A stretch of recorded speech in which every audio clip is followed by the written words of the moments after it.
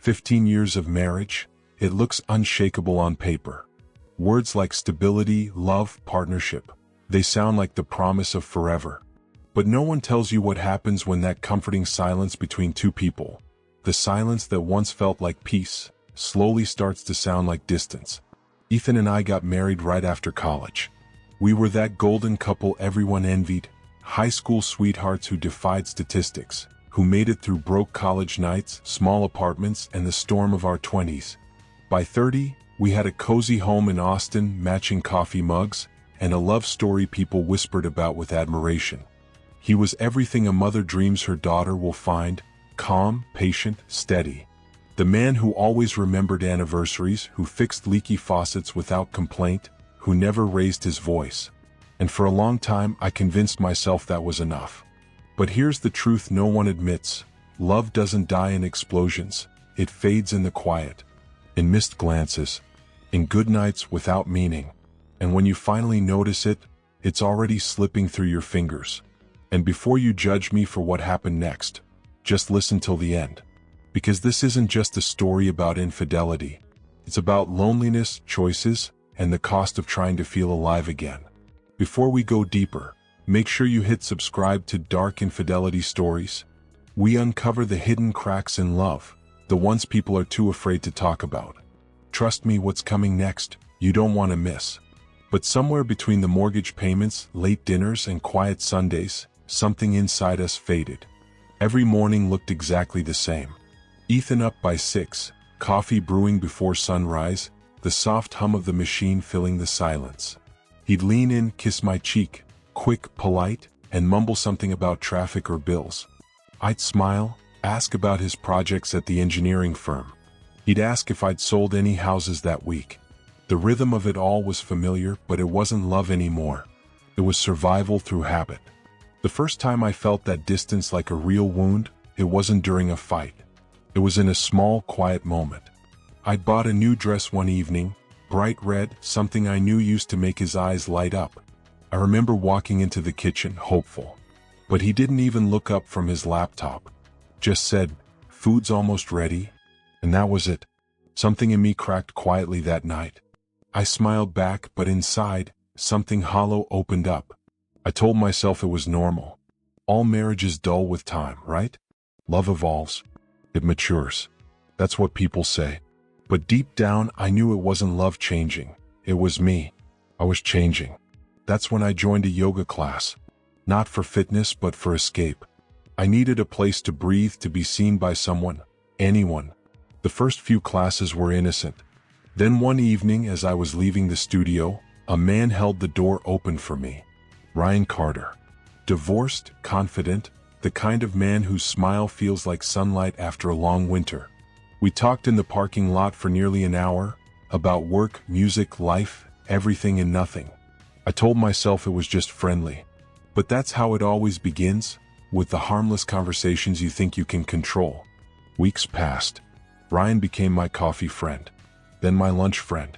Then something else. Something I didn't dare name because naming it would make it real. The first time he touched my hand, it wasn't planned. We were sitting in his car, laughing about something stupid, and his fingers brushed mine. A tiny spark, electric, alive, dangerous. And I didn't pull away. From there, it unraveled fast. Coffee turned into dinners. Dinners into hotel rooms. And every time I went home to Ethan, I washed off the guilt, but it never truly left. Ethan wasn't oblivious. He started noticing things. The phone flipped face down during dinner, the new dresses, the late showings that didn't exist. "Who's texting you this late?" he asked once. "Just a client," I said, too fast, too defensive. He looked at me, really looked, and I couldn't hold his gaze. That moment told me everything he knew. Maybe not the details, but enough to feel the truth pressing against the silence. The guilt gnawed at me, but the thought of losing Ryan hurt worse. With him, I felt something I hadn't in years, seen, desired, awake. And still, I knew I was crossing every line that mattered. Then came the afternoon that changed everything. Ethan showed up at my office unannounced. My assistant smiled. "Your husband's here." My stomach turned to stone. He said, "Thought we could grab lunch."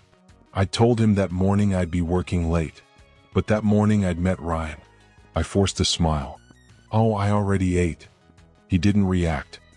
His face stayed calm, polite, but there was something in his eyes, quiet suspicion, heavy and certain.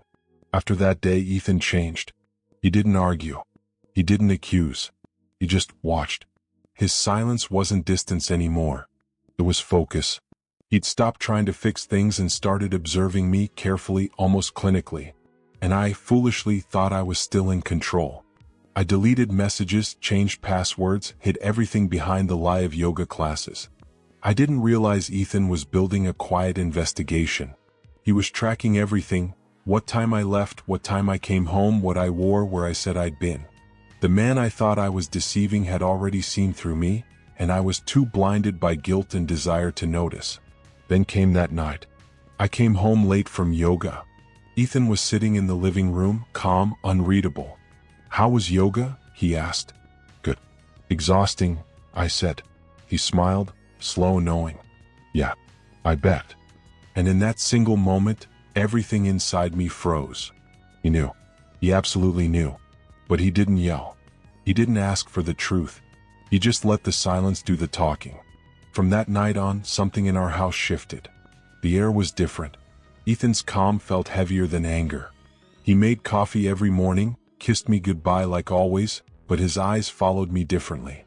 Every move, every word, every breath, under quiet surveillance. The irony was cruel. I thought I was the one living a double life. But he was too. Mine was built on lies, his on quiet observation. One Thursday, I told him I had a late showing across town. In reality, I was meeting Ryan at his friend's house near Lake Travis. We hadn't seen each other in a week. Those few stolen hours together felt like freedom. For that brief moment, I wasn't a wife or a liar. I was just someone who mattered. When I got home that evening, Ethan was sitting on the couch, TV glowing, unreadable expression. "Traffic must have been bad," he said. "Yeah, nightmare," I replied, my heart racing. He nodded slowly. "I figured. You were on the other side of town, right? Near Lake Travis?" My heart stopped. He smiled faintly, turned back to the TV and said nothing more. And that silence, that calm, deliberate silence, was the loudest thing I'd ever heard in my life. I wanted to ask him how he found out, how long he'd known. But I didn't, because asking would have been the same as confessing. That night I barely slept. The sheets felt suffocating, like they were woven from guilt itself. Ethan's breathing beside me was slow, calm, steady, but the space between us felt like a canyon. I reached for my phone more than once, wanting to text Ryan to feel something familiar, but my hands shook too much. Even typing his name felt dangerous. Something in me knew the facade was about to shatter. Over the next few days, Ethan's calm shifted into something colder, distant, detached. He left early for work, came home late, and spent hours glued to his laptop. One night, I caught him printing something. When I asked, he didn't even look up. "Just work stuff," he said. But I noticed there was no company logo, no contracts, just thick stacks of papers clipped neatly together. I didn't realize it then, but those pages were my life. My lies, my routes, my receipts, all neatly documented. A few days later, I found his wedding ring sitting on the bathroom counter. He'd never taken it off before. I picked it up, feeling a sharp twist in my stomach. It was like the universe had finally delivered the bill for everything I'd done. Then came Friday, the day everything collapsed. I was at the office, flipping through property listings, when the receptionist said, "Lily, your husband's here." For a moment I couldn't move. My hands went cold. Ethan had never, in 15 years, shown up at my workplace. When I saw him walk in, his expression was unreadable: pressed shirt, calm face, a manila envelope in hand. "Hey," I managed, forcing a smile. "Everything okay?" "Oh yeah," he said lightly. "Just came to drop something off." He set the envelope on the counter between us. "You'll probably want to open that." The office had gone dead silent. My coworkers pretended to type, but every eye was on us. My throat went dry as I tore open the envelope. Inside were divorce papers and photographs. Photos of me and Ryan, sitting in his car, holding hands, kissing, walking into his house. Every secret moment frozen in high definition. Ethan, I whispered, barely holding my voice steady. Please, can we talk about this? He raised a hand, calm, firm, but ice cold. No, Lily. You had your chance to talk. Now it's mine. He tapped the papers lightly, the sound sharp in the silence. I tried to speak, to explain, to say something, but the words dissolved in my throat. Behind me I heard the whispers. Is that her husband? Oh my God, she was married? Humiliation hit me like a wave. My face burned. My palms trembled. But Ethan didn't yell. He didn't cry. He just looked at me with that quiet finality that's worse than fury. You should read the last page, he said.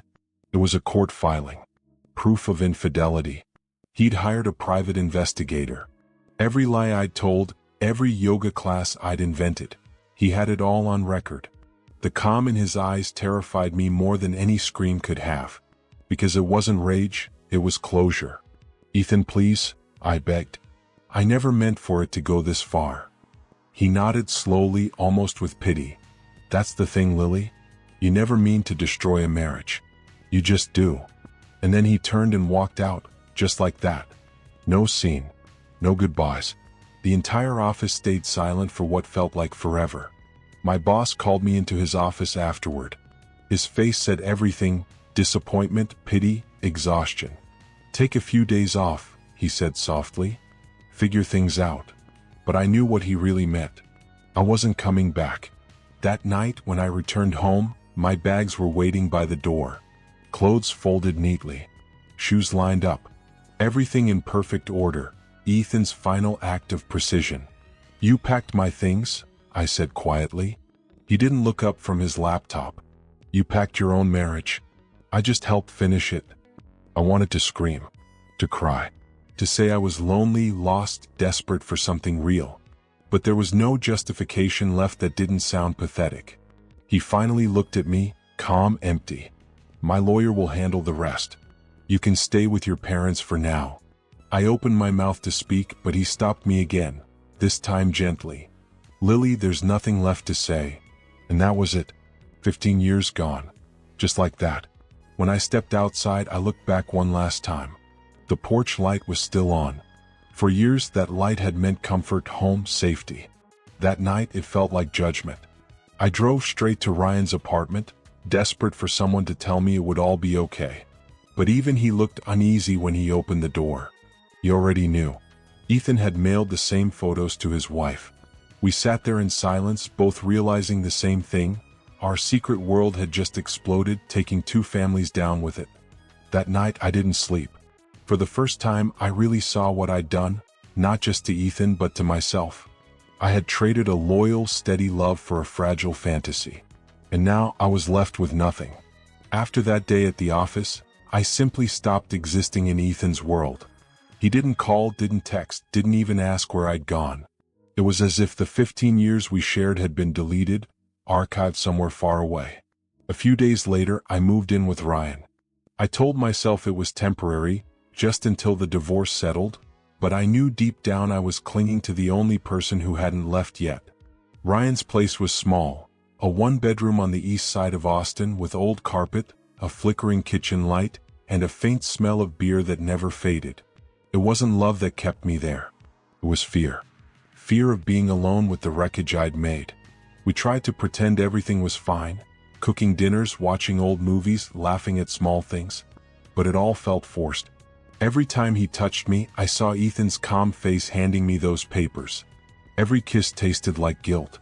A week later, the divorce hearing was scheduled.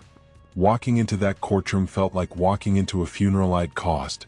Ethan sat across from me, perfectly composed, his lawyer beside him. I tried to smile once, just to remind him I was still human. He didn't even glance at me. When the judge began reading the documents, humiliation flooded every nerve. Ethan had everything: photos, messages, reports. And that was the moment it sank in. The cost of every lie I told wasn't just emotional. It was everything. The words struck like ice water down my spine. I looked over at Ethan. There was no anger in his face, no smugness, no satisfaction. Just exhaustion, the kind that comes when someone has finally given up fighting. Somehow that hurt more than if he'd screamed. When the hearing ended, he simply stood up, thanked his lawyer, and walked out. No glance back, no last words. That's when it hit me. Ethan wasn't punishing me anymore. He was setting himself free. The drive back to Ryan's place was silent, almost eerie. My phone buzzed the entire time. Messages from friends, half of them whispering sympathy, the rest casting judgment. I tried calling my parents. They didn't pick up. And honestly, I couldn't blame them. They'd raised me to be better than the woman I had become. When I finally walked into the apartment, Ryan was sitting on the couch, staring blankly at his phone. His face was pale, his hands shaking slightly. "What happened?" I asked. He let out a long breath. "My wife filed too." My stomach nodded. "Oh my God, Ryan." He cut me off, tossing his phone onto the table. "She found everything, Lily. Every text. Every call. Her dad and brother showed up this morning. It got bad." Bad didn't cover it. His jaw was bruised, his lips split open. I froze. "They hit you." He gave a bitter laugh. "Yeah, guess I earned it." I wanted to comfort him, to reach out, but the space between us had turned poisonous. We weren't two people in love. We were two people trapped in the wreckage of what we'd done. Over the next few weeks, everything began to crumble. Ryan lost his job. Word had spread. His wife had gone to his company, told them everything. Inappropriate conduct, they called it. I tried to help him find something new, but every conversation turned into a fight. "You don't get to act innocent, Lily," he snapped once. "You blew up your life too." He wasn't wrong. Bills started piling up. The apartment got messy, suffocating. Ryan drank more, his bitterness pouring out between gulps of cheap beer. "It was worth it," he'd mumble, but we both knew it wasn't. One evening, I came home from a grocery run and found him shouting into the phone. "I told you I'd fix it. No, don't come here. I'm done talking about her." When he saw me, he froze, then hung up. "Who was that?" I asked quietly. He rubbed his face. "My ex-wife. She's threatening to file for full custody. Says I'm unstable." And then his voice cracked. "She says I ruined her life for you." The way he said "you," sharp, venomous, shattered me. In that moment, I realized he didn't love me anymore. Maybe he never did. Maybe we were both just using each other to escape our own unhappiness. The silence in that apartment became unbearable. 2 weeks later, Ryan packed a bag. "I'm staying with a friend for a while," he muttered. "Need some space." He never came back. Later, I heard through a mutual friend that things with his ex-wife's family escalated. Police, lawyers, the whole mess. He'd left Austin, maybe moved somewhere up north. Montana, someone said. I stopped checking. Because what was left to check for? Eventually, I moved back in with my parents. My mom couldn't even look at me at first. My dad tried, but every word he spoke carried the weight of disappointment. "You threw away a good man, Lily," he said one night over dinner. "Men like Ethan don't come around twice." He was right. One night, I finally gathered the courage to call Ethan. Not to fix things, not to win him back, just to apologize. He didn't answer. So I left a voicemail, my voice trembling. "Ethan, I know sorry doesn't change anything, but you didn't deserve any of this. You were a good husband. I was the one who lost sight of that." He never called back. And he didn't have to. His silence said it all. Months passed. The divorce finalized. I found a small job at another real estate firm, a place where no one knew my name or my past. I rented a tiny studio apartment, where the only sound at night was the hum of the refrigerator and my own thoughts. The quiet that used to suffocate me now felt like justice.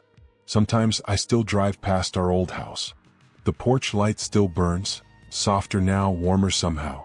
I've seen a woman there a few times, gentle smile, kind eyes. Someone who looks like she actually listens. Word reached my mom that Ethan remarried, that he's happy again. And honestly, I'm glad.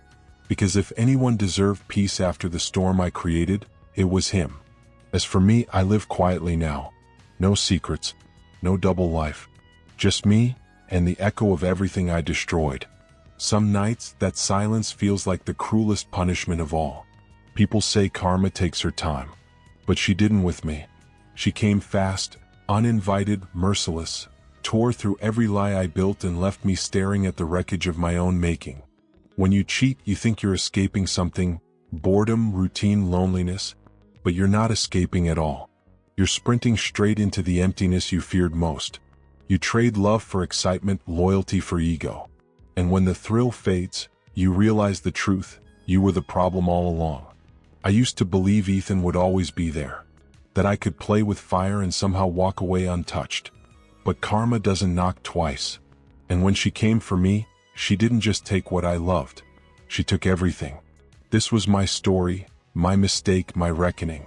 If this hit you somewhere deep, make sure to subscribe to Dark Infidelity Stories for more true confessions, emotional lessons, and the shadows we try to hide. And don't forget to like, share, and comment, because every story deserves to be heard, even the darkest ones.